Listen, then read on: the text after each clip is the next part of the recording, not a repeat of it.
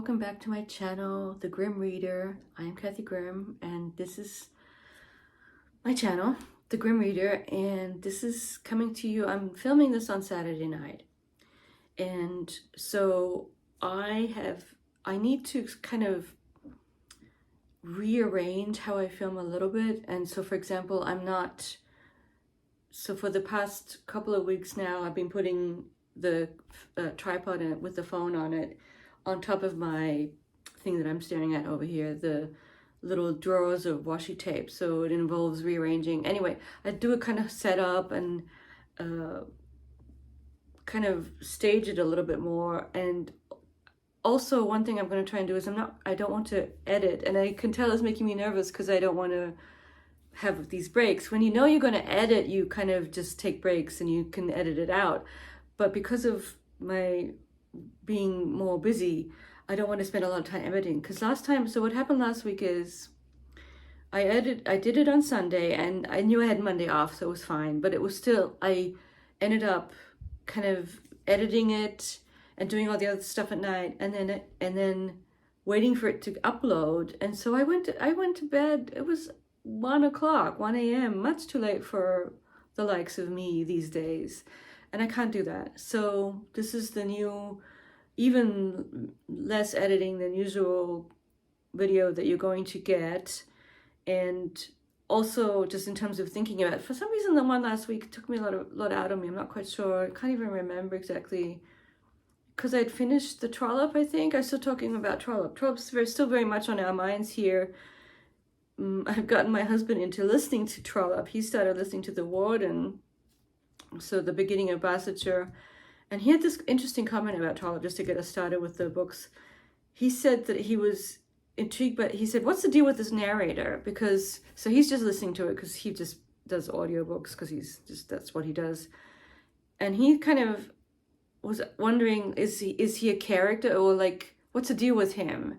And I had sort of just went with the flow with the fact that Trollope does have this intrusive commenting type way of writing his stories. He's always inserting himself or a narrator version of the author into the narrative, and I kind of just went with it. But my husband thought it was kind of weird or just noticeable, and it is noticeable. But for some reason, you just kind of go. I like it. I mean, I like his authorial voice, even though it is almost like it's a character in the book. And my husband sort of had the comment, well, it's almost like this person standing there in the room with these people. So that's one of the interesting things about Trollope is the very strong presence of a narrator who is not a character, but they're very much in the stories. It does kind of make me want to go back and maybe re-listen to the Bassetshire ones. So I have moved on. I'm in my teaching, and so today I really kind of hoped I would finish this. I didn't quite get to finish it because so this is my only day off, and I really need to rest my brain. Of course, it wasn't resting. I was thinking about things to do with the classes, things I want to change a little bit, things I want to remind them of. My mind is constantly sort of occupied with work stuff. And that's why I need this day off to sort of take a break from it, even if I allow my head to think about it. I'm not working. And so I kind of I didn't even push myself to read as much as I would have liked to. Wasn't able to create the cocoon of reading as I always would like to do. But I did kind of get some reading done. I got like a fair amount. I have about 40 pages left of this final part of the novel. And it's beautiful. I think the last section is perhaps more, sort of pulls you in even more than the middle section, because the narrator, the stand-in, this is autofiction, so Miriam is a stand-in for Dorothy. And what's really interesting here is she's wonderful how she's describing her attitudes towards men and women, and she has interactions with men somewhat, like she's a sort of a quasi-governess in this rich family, and the father, there was just this wonderful scene where she was basically the only woman playing billiards with them, and then someone asked her if she smokes, and one of the thing, there's actually sort of nostalgic smoking. So of course, this is early 20th century, and for her, I remember in the first novel, I think it's this first one, there's a scene where she secretly smokes a cigarette and really enjoys it. And of course, it's very unhealthy. We know all the downsides of smoking, but even thinking of my mother, who was an early smoker, who then quit, but this idea of how it was connected to a certain type of liberation and rebellion, the secret, especially for women, smoking was, and it's really the case in here. And I think that she admits that she does smoke, and maybe she even does smoke in public in front of the other women. Well, it's this wonderful scene, but she goes back and forth with not liking the men and making sort of, she's observing them and seeing them and all their limitations and their self-satisfaction that a lot of men have. But then she's also kind of dismissive of the women. Now, these are women of a slightly higher social class, as I've mentioned before. She's an outsider in this world. And it's really well done. Like, you're really rooting for her, or I am, as this person who's sort of figuring out, okay, I don't like this. I don't like these groups of people. I don't like how they're interacting. I don't like these groups of people.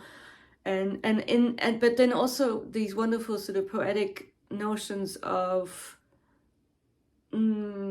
joyousness that she has, that she comes back to these despite all the negativity. And I think there's going to be a really sad thing at the end happening to do with something that actually happened in her own life. So, she's going to retell it in a fictionalized way. But there's this underlying, it's as if for her, instead of the depths of her inner self being depths of despair, there's this secret hidden core of exaltation and ecstatic joy, which I think is fascinating and also kind of helps me as someone who kind of can get a little sad sometimes, and also kind of dwelling on the past in a sad way. This idea of having a secret core of joy and sort of that it's just there, and you can sort of tap into it, and she just does, and I think that's wonderful. Anyway, I'll be done with it very soon this week. Now, my new read is so interesting. It's mainly audio right now, but I'm definitely going to get a paperback of this, or a book. I don't know, paperback. I don't know. I'll look for a book. But what it is, and I'm trying to think how I found this author. And see, this is one thing that I don't really want to cut it out because I'm busy. So I don't even know exactly how I came across it, but so I'm listening to a novel by someone who was really well. He was a very successful novelist. He was with the most successful novelists in England towards the end of the 19th century, beginning of the 20th century. So it says here on his wiki page, between 1890 and 1830, this person, who has name I haven't mentioned, I know, completed 34 novels, 7 volumes of short stories, 13 plays, and a daily journal totaling 1 million words. And the author is Arnold Bennett. And I'm listening to, and part of me wanted to go chronologically, but I just honed in on his novel. One of his sort of most famous or well thought of novels is The Old Wives' Tale. Now, the thing about Bennett is that he's sort of forgotten and looked down upon. And one thing I do remember from looking at his biographical stuff is that perhaps because of his success, people like Woolf, who, for however much we love Virginia, she could be a ferocious snob and condescending, and she looked down on Bennett and sort of belittled, just thought his work wasn't all it was up to be. And so, but I think now he's kind of undergone not now exactly, but his reputation has sort of ebbed and flowed. And I started listening to it because I was interested, and I had this inkling that I would like it, and it's really good. It's really, really good. Now, it's definitely realistic. It's not stream of consciousness. It's traditional, which is why, in a certain sense, it's a comfort read. I have a feeling if you like Trollope, you're probably going to like this, even though they're different. I think Trollope is more psychological, but this is my first novel, and it's called The Old Wives' Tale. And what it is it's a saga, an epic. It's the story of 2 sisters, so women, shopkeepers' daughters, and it starts out when they're 15 and 16, and I think it's going to go through their whole lives. And I'm listening to it. The narrator takes a little bit of getting used to. He calls the one daughter whose name is Sophia, which I would call Sophia. He always says Sophia, but maybe that's how British people say Sophia. And he's quite good though. And the writing is really strong. And it reminds me a little, so I'm sort of thinking, is it Balzac? Is it Zola? Because it's very sort of external, like he'll just describe comings and goings in the town and the sort of the way people do things in a very external, precise way. But then he does kind of zoom out and make more universal statements about life or about, and it's almost even zooming in as well. Like I just had this I'm just at the beginning of book 2 when one of the daughters is married, and so far at least, it's a depiction of a middle-class marriage where instead of it all going haywire, which is what you would think, although maybe it will still will, but it's a successful marriage, and their esteem for each other and respect and understanding and is growing, and it's influencing how they are around each other. So the husband does sort of a few things. He's a little bit, not exactly overbearing, but he's just sort of showing her that this is what he likes to do. Like he started to smoke cigars and no one ever did. And there's also kind of a really, so far at least in this little snippet that I'm at right now, he gets a dog and it's actually really cute. The dog stuff's really cute. It's well done. So I'm enjoying it. I think a lot of you, I mean, not everyone, but would like Bennett. I think I don't know why was so looked down upon. It's not Virginia Woolf, it's not Stream of Consciousness. It is sort of what you could say is traditional storytelling, but really high, it's really high end of mid-brow and well done. And also perceptive, sort of the idea that he's focused his novel on these 2 young women, which is interesting. So it's not like a man's world. It's actually more a women's world. The women hit the mother. The father is very ill in the beginning and is lying in bed, is an invalid. So it's more focused on the women. And so it takes place in Staffordshire, a fictionalized version of where he was from. So Staffordshire, I looked on the map, it's sort of northwest of London, basically, up next to Wales, but not quite Wales, in the middle. And it's sort of, Staffordshire, from what I'm looking at on the internets, was a center of pottery making. So it's early industrial area. And so, and they're middle class, and it is a class obsessed world. And the mother, they're very much aware of, like, the way they treat the servants is very much like trying to keep the boundaries clear, except that the servants kind of come into their own. He's had this interactions where you can sort of tell that they're not, that they have an internal life too. So it's about class, and it's about all those things to do with and sort of the working world. So that's why it reminded me a little bit of Zola, but maybe it's more Balzac. So really good traditional fiction of a sort. And I think the last thing, I'm trying to think if there's anything else that I did start, okay, let me show you my Kindle thing. So for some reason, I don't even know how, probably on the internet somehow, I came across the trend that young women are decorating their Kindles. And so I've done that with mine because, you know, I'm an old lady, and it is, I like the pop socket, so you can just hold it. It's really kind of nice. And so the other thing that I started, because I had this idea that I wanted to start reading the new Cormac McCarthy, but I haven't gotten very far, but I like it so far. So the beginning of The Passenger, I'm only a few pages in, and to me it reads like science fiction almost. So tell me if you've read the Cormac McCarthy. So that's one I've started, but it's just for time reason that I haven't had it, and I have more time to listen, so I listen more. And I think I'll go back to The Passenger hopefully this week a little bit. We'll see how it goes. And what was the other thing? Well, I'm trying to think if there's anything else on the Kindle. I don't think so. So the other thing I'll just mention is Victober is on the horizon, and I came across Roz's sort of introduction. She's one of the hosts this year, and for some reason, probably because of the trollop, I'm really excited for Victober.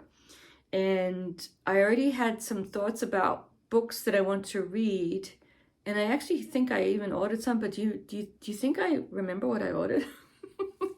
This is terrible. I'm trying to think if I remember. Oh, yes, it's coming to me, but I won't tell you until they arrive.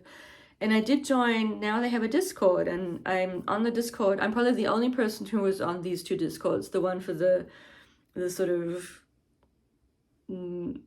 very, I don't know, people who read Gaddis and whatever Discord, and then I'm on the Victober Discord. So, and I'm on one other Discord that I don't really participate in, but the Victober one I think is going to be fun. And we were talking about, there's a bit of a discussion about, so Bennett's not quite Victorian, although someone said that his earliest works would fit still, because he started publishing pretty early.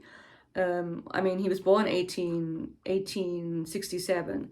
And then someone had a discussion, there was some talk about the Forsyth Saga, which I don't think it's a few years off. So John Galsworthy's long epic book about them, which I just know from the miniseries that was on PBS quite a long time ago now. And I would like to read the Forsyth Saga at some point. I think I would like it. I mean, I like that kind of stuff. I like family stuff if it's well written, if I can handle the style. And so I'm excited for Victober. So I can remember one thing that I got, and then I'm sort of thinking about other things I might want to read, and I'm debating maybe just doing, well, the group read is The Way We Live Now by Trollope, so maybe I'll do that. And okay, so I guess to end the video here, I think I might try and do a dedicated Victober, what I might read, and even connected to the challenges, but the thing is, it's a little bit sort of, will I really have time to do this is always the issue when I'm teaching. So we'll see. But I will at least tell you the ones that I've gotten, which will probably fit some of the challenges. And I'm sorry, I don't remember the challenges that closely. So yeah, I mean, that's my wheelhouse. The 19th century is oh, and actually I think what I might do, I'm sort of thinking of Victober adjacent reads, is go back to Zola too. That's kind of something I would like to do. I'm reading them in a different order. The next one that I'm supposed to read is called Money, I think that's what it's called. I'm looking at it. Yeah, Money. I won't get it out. So yeah, I might do that. So yeah, and also, yeah, sorry for the not great lighting, and it's like not in the right place. It's not like that, because this is me holding it. It's like that, which is just on the, it's not on something. Yeah, that's better, but it is what it is. So yeah, and I'll get this up and hope everyone's doing well. Have you read Arnold Bennett? Or has anyone of my viewers read the Cormac McCarthy? I know that, some people will have heard of at least the Dorothy Richardson. And I'll talk to you next week. Thank you all for watching, and I'll see you later. Bye-bye.